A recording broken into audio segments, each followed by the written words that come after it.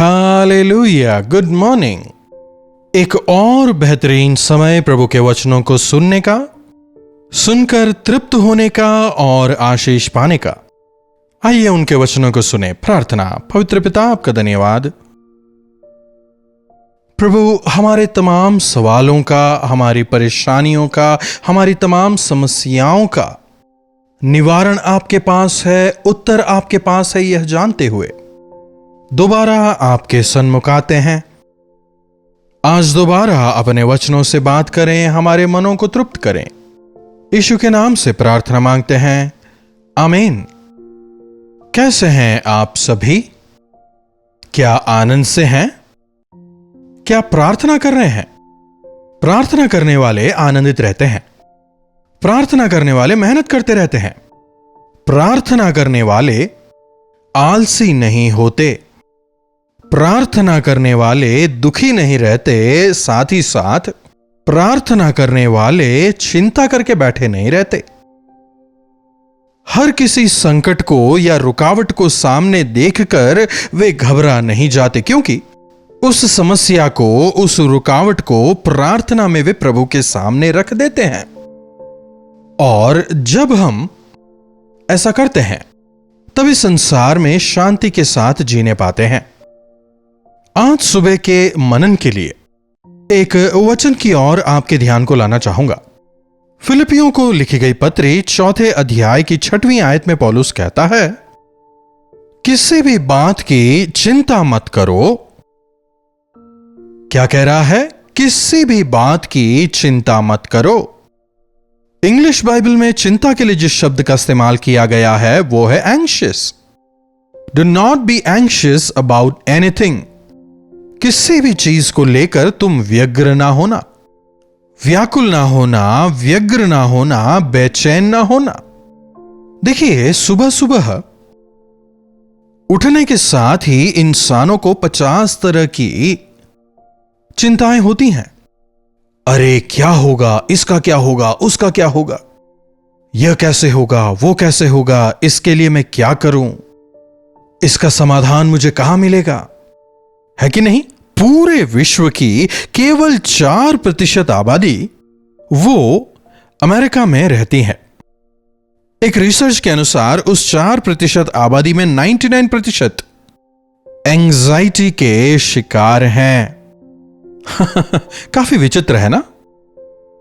काफी विकसित देश है, धनवान देश है, बहुत पैसा है, नौकरी के अपॉर्चुनिटीज ज्यादा हैं, दुनिया भर से लोग वहां जाकर सेटल होना चाहते हैं।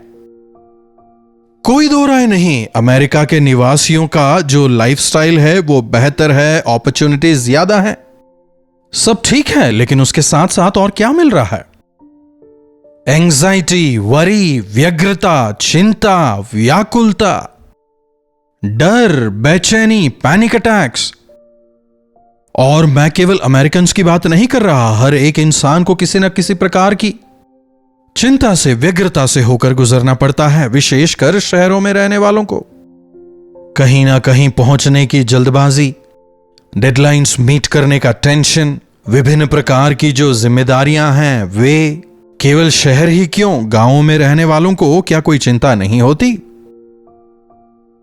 विभिन्न प्रकार की समस्याओं का सामना हर किसी को करना होता है। आज हर एक इंसान को देखिए, वो किसी ना किसी प्रकार की दौड़ भाग में लगा हुआ है। जितनी बड़ी जिम्मेदारी उतनी ज्यादा बेचैनी, है ना? मार्था मार्था तो बहुत बातों को लेकर चिंता की ओर घबराती है। जल्दी करो, जल्दी करो, जल्दी करो, जल्दी करो। आजकल हर जगह यही सुनने को मिलता है ना, इसलिए जिंदगी भी जल्दी गुजर जाती है। इंसान कब्र में भी जल्दी पहुंच जाता है। हम जब छोटे थे, जिंदगी काफी अलग थी, जीवन जो था काफी आसान था। आज की तरह दौड़ा भागी बहुत कम नजर आती। मोबाइल फोन्स, इंटरनेट वगैरह कुछ नहीं होते। प्रदूषण की समस्या नहीं थी, पानी पर्याप्त था। आदम हव्वा को अदन की वाटिका में रखकर उन्हें जो कुछ चाहिए था उन तमाम चीजों को परमेश्वर ने मुहैया कराया था। Fresh air, fresh water, fresh food. लेकिन आज क्या वो नजर आते हैं? आज शुद्ध हवा में सांस लेने तक के लिए हमें पैसे खर्च करने पड़ते हैं। शुद्ध पानी अगर चाहिए तो खरीदना पड़ेगा। फ्रेश भोजन बहुत दूर की बात है। और इसी वजह से हम हमारी तंदुरुस्ती को खो रहे हैं। हमेशा हमें दौड़ते रहना पड़ता है विभिन्न प्रकार की चीजों के पीछे।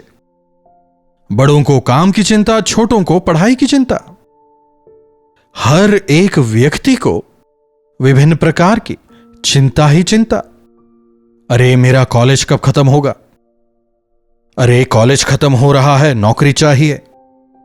नौकरी लग जाती है, उसके बाद विवाह की चिंता, विवाह होने के बाद बच्चों की चिंता, अब बच्चे हो गए हैं तो फिर बुढ़ापे की चिंता। इस प्रकार से चाहे नौजवान हो या बूढ़े, हमेशा किसी न किसी प्रकार की चिंता उन्हें सताती रहती है। और इसी वजह से इंसान आज अपनी शांति खो चुका है, अपने आनंद को खो चुका है। एक समस्या खत्म हुई तो दूसरी समस्या, एक चुनौती खत्म हुई तो तुरंत ही दूसरी चुनौती। थोड़े समय की उस तसल्ली को क्या आप परिपूर्णता कह सकते हैं? पूरी तरह संतुष्ट और भरपूरी का जीवन बिताना आज एक चुनौती है। आखिरी बार कब था जब आप मन खोल के जोर जोर से हंसे हो? सोच के देखिए, मुश्किल है ना? अरे समय कहां है हंसने के लिए? पति पत्नी दोनों साथ बैठकर दिन भर क्या हुआ उसकी चर्चा कर पाए, बच्चों के भविष्य की चर्चा करने पाए, बीते समय को याद कर हंसने पाए। कहां है समय इन सब के लिए? इंसान एक मशीन की तरह हो गया है।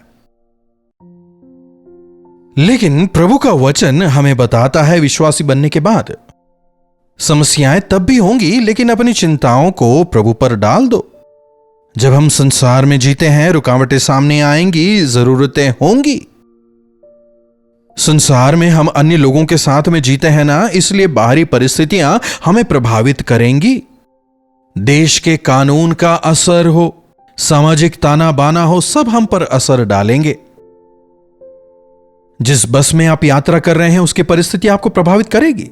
इस प्रकार अनजाने में ही विभिन्न बातों को लेकर हम चिंतित रहते हैं। वचन हमसे कहता है, तुम किसी भी बात की चिंता मत करो, लेकिन हर एक बात में तुम्हारे निवेदन, प्रार्थना और विनती के द्वारा धन्यवाद के साथ परमेश्वर के सामने प्रस्तुत किए जाएं। हर एक विषय को, चाहे वो आर्थिक परेशानी हो, मानसिक रुकावटें हो, पारिवारिक समस्याएं हो, सब कुछ, चाहे वो आपके पढ़ाई की समस्या हो, ऑफिस की समस्या हो, जो भी चीज आपको चिंतित कर रही है, उन तमाम चीजों को आप प्रार्थना में रखें। प्रार्थना और विनती के द्वारा धन्यवाद के साथ परमेश्वर के सामने प्रस्तुत करें। अच्छा, आप बच्चों को स्कूल में एडमिशन दिलवाते हैं, फीस वगैरह पे करते हैं, ट्यूशन वगैरह भी लगवाते हैं, लेकिन पढ़ाई तो बच्चों को ही करनी पड़ेगी ना, उन्हें भी मेहनत करना पड़ेगा ना। अगर बच्चों में ही डेडिकेशन नहीं रहा तो फिर वो पढ़ाई में सफल कैसे होंगे? उस सफलता के लिए उन्हें भी अपने आप के लिए प्रभु से प्रार्थना और विनती करनी होगी। साथ ही आपको भी उनके लिए प्रार्थना करना है। संतान नहीं है कहकर कई बहनें काफी अधिक दुखी होती हैं, लेकिन पतियों को उतना दुख नहीं होता। अगर केवल पत्नी प्रार्थना करे और पति प्रार्थना ना करे तो कैसे काम चलेगा? पति को पत्नी के लिए, पत्नी को पति के लिए, और दोनों को मिलकर प्रार्थना करना है। एक साथ मिलकर एक दूसरे के लिए प्रार्थना करें। कई बार हमारे बाप दादाओं के व्यर्थ चाल चलन की वजह से हमें रुकावटें आती हैं। मां बाप का जो डीएनए होता है ना, वो बच्चों में स्वतः ही आ जाता है। तो इसके लिए बच्चों को मां बाप के लिए प्रार्थना करना है, बाप दादाओं की माफी के लिए प्रार्थना करें, दूसरों के लिए हमें विनती प्रार्थना करना चाहिए। देखिए, आज कलीसिया को कितना अधिक बदनाम किया जाता है। कितनी अधिक आलोचना आज कलीसिया के संसार में की जाती है। दूसरों के निर्णय कई बार हमें भी प्रभावित करते हैं ना, इसलिए हमें दूसरों के लिए भी प्रार्थना करनी है। जब हम मिलकर प्रार्थना करना सीख लें, परिवार मिलकर प्रार्थना करे, कलीसिया जब एक मन और एक चित्त होकर विभिन्न विषयों के लिए प्रार्थना करने लगे, तब आपकी अपनी समस्याएं भी खत्म होंगी, साथ ही साथ आपके साथ में जो अन्य लोग हैं उनकी भी रुकावटें दूर होंगी। हर निवेदन को प्रार्थना और विनती के द्वारा धन्यवाद के साथ परमेश्वर के सन्मुख प्रकट करो। आपके निवेदनों को, आपकी इच्छाओं को, आपकी जरूरतों को, आपकी चाहतों को, आपके कंप्लेंट्स को कंप्लेंट्स ही ज्यादा होते हैं ना हमारे पास। यहां तक कि परमेश्वर के ऊपर भी हम कंप्लेंट्स करते हैं, है ना। आपने क्या किया, मेरे लिए क्या किया, मेरे बच्चों के लिए आपने क्या किया, इस प्रकार से कई सारे कंप्लेंट्स। लेकिन यहां लिखा है धन्यवाद के साथ में, प्रभु मैं इसके काबिल नहीं हूं, कुछ भी पाने का हकदार नहीं हूं, मेरी समस्याओं का कारण मैं खुद हूं। आप विश्वास योग्य हैं, आप प्रेमी हैं, प्रभु आप दयालु हैं, कहते हुए धन्यवाद के साथ अपनी विनतियों को उनके सामने प्रस्तुत करें। अच्छा, फिर अगला सवाल मैं आपसे पूछना चाहूंगा, जब आप प्रार्थना करते हैं, इंसानों को सुनाने के लिए प्रार्थना करते हैं या फिर परमेश्वर के सामने विनती रखने के लिए प्रार्थना करते हैं? मुझे यह देखकर काफी दुख होता है। कई लोग प्रार्थना को जरिया बनाकर उपदेश देते हैं, दूसरों को खरी खोटी सुनाने की कोशिश करते हैं। कुछ लोग तो प्रार्थना में परमेश्वर को सिखाने की कोशिश करते हैं। फिर कुछ लोग मैं कितना अच्छा हूं, मैंने क्या कुछ किया, कितना दान दिया है, यह सब दिखाते हुए प्रार्थना करते हैं। याद रखें, हम प्रभु के सामने खड़े हैं, वे आकाश में रहते हैं। आपकी जबान से जो शब्द निकलते हैं उन्हें सावधानी से निकालें। जब आप सृष्टिकर्ता परमेश्वर के सामने अपनी विनतियों को रखते हैं, आप धन्यवाद के साथ में और नम्र और दीन होकर विश्वास के साथ अपनी विनतियों को प्रभु के सामने रखें। परमेश्वर यकीनन आपको जवाब देंगे। आज विश्वासियों के जीवन में प्रार्थना नजर नहीं आती, कंप्लेन ज्यादा है और प्रार्थना बहुत कम है। प्रार्थना ना करने वाला विश्वासी ऐसे व्यक्ति के समान है जिसकी सांस की नली में समस्या है। जिस प्रकार सांस की नली में परेशानी की वजह से वो व्यक्ति मर जाएगा, प्रार्थना ना करने वाला विश्वासी इसी प्रकार आत्मिक तौर पर मर जाएगा। प्रार्थना आत्मिक तौर पर हमें जीवित रखती है। प्रार्थना हमें स्वर्ग के और अधिक करीब ले जाती है। प्रार्थना के जरिए ही हम परमेश्वर के मन को, उनकी इच्छाओं को समझने पाते हैं। हर बात के लिए चिंतित होने के बजाय उस चिंता को आप प्रार्थना में बदलना सीखें। फीस देना है, क्या करें सोचने के बजाय प्रभु बच्चों का फीस देना है, आप इसका इंतजाम करें, मैं यकीन करता हूं, मैं यकीन करती हूं कहकर अपनी चिंता को आप प्रभु पर डालें। बुढ़ापे में मेरा सहारा कौन बनेगा सोचकर चिंतित होने के बजाय तेरे बाल पकने तक मैं तुझे चलाऊंगा, प्रभु आपने कहा है ना।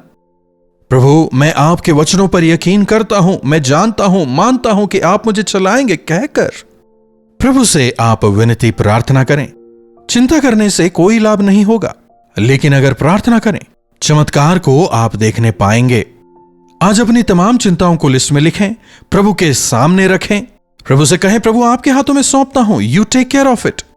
मैं अब इस पर चिंता नहीं करूंगा, आप इसका हल निकालेंगे, मैं जानता हूं आप बुराई नहीं केवल भलाई करने वाले प्रभु हैं। कहते हुए अपनी चिंताओं को आप प्रभु के हाथों में सौंपें, आप अपने जीवन में चमत्कार देखेंगे। प्रार्थना। महापवित्र पिता परमेश्वर, प्रभु आज एक बार फिर से अपने वचनों के द्वारा आपने हमसे बात की, तहे दिल से आपके शुक्रगुजार हैं।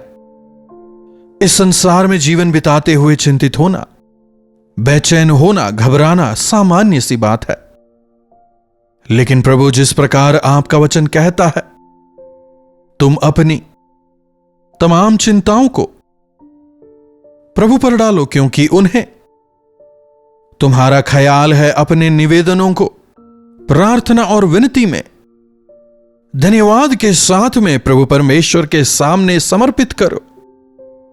प्रभु हमारी मदद करें कि हमारी जरूरतों को लेकर चिंतित होने के बजाय, तकलीफों की वजह से परेशान होने की बजाय, विश्वास के साथ में अपने निवेदनों को विनती और प्रार्थना में धन्यवाद के साथ आपके सन्मुख प्रस्तुत करके आश्वस्त होकर जीने में मदद करें। हमारे चिंताओं की उस गठरी को प्रभु आपके सन्मुख रखते हैं, उसे लेकर अपनी शांति और समाधान से हमें भर दें। यीशु के नाम से प्रार्थना मांगते हैं, आमीन। अब हमारे पिता परमेश्वर का प्रेम, प्रभु यीशु मसीह का अनुग्रह, पवित्र आत्मा की संगति और सहभागिता हम से प्रत्येक के साथ आज, कल और सर्वदा बनी रहे, आमीन। प्रभु की महिमा हो।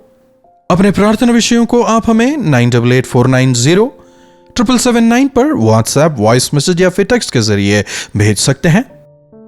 अगर आप चाहें तो कॉल करके भी आप बात कर सकते हैं, हम आपके लिए प्रार्थना करेंगे। आप भी प्रार्थना करें, प्रभु अवश्य चमत्कार करेंगे। जिस प्रकार आप जानते हैं, टीवी की सेवकाई भी विभिन्न भाषाओं में प्रसारित होती है। तेलुगु, तमिल, मलयालम, कन्नड़ा, उड़िया और बंगाली भाषा में टीवी पर प्रभु का वचन सुनाया जाता है। इसके लिए प्रार्थना करें। और अगर आप इस सेवकाई में हाथ बटाना चाहते हैं तो हमसे संपर्क करें। तमाम जानकारियां आपको दी जाएंगी। इन्हीं वचनों के साथ आज मैं आपसे विदा लेता हूं। प्रभु आप सबों को आशीष दें। कल्वरी दर्शन, ये है प्रेम के दर्शन, यीशु प्रेम के दर्शन।